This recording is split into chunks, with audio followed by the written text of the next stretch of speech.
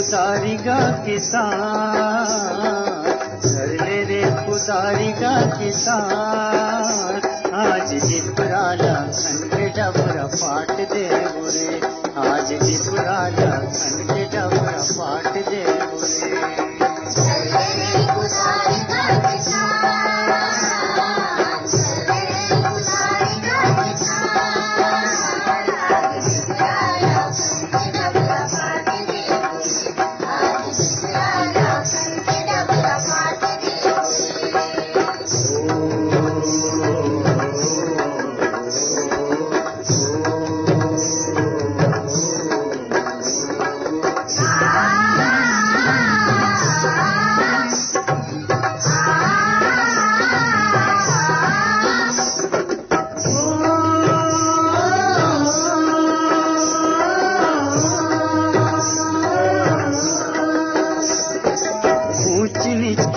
दिला मिटाए चिला पड़ी,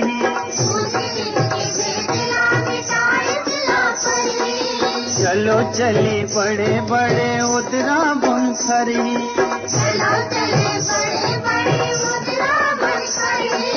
जुर्मिल गरीब हमन संगे माहो के मन, कर पाके भारा भारा बाट ले बोरे। आज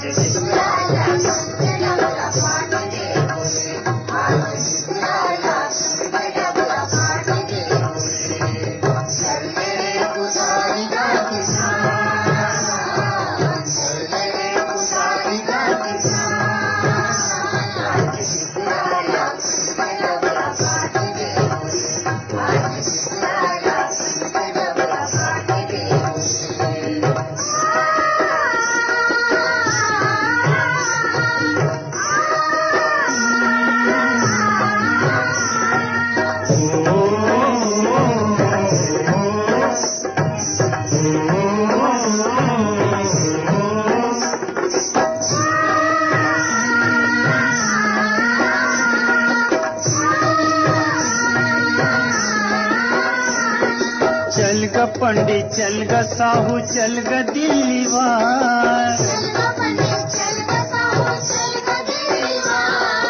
चल ग दाऊ चलो ठाकुर चल लगा कुमार, हरिजन मन गला चलो दाई दीदी मन निकलो, भेद भाव गड़िया के पाट दे बोरे।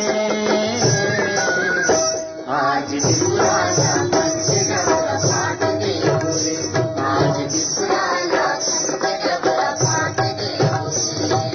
चल रे खुदारी का किसान, चल रे खुदारी का किसान। आज जिपराला खंड डबरा पाट दे बोरे, आज जिपराला खंड डबरा पाट दे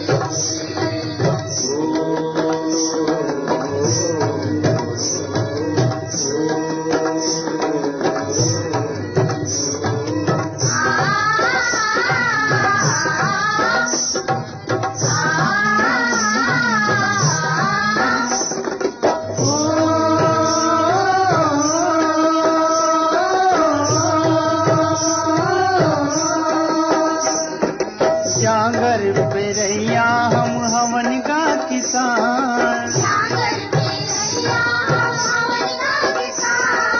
घुमराओ भादो के हवन का मितान,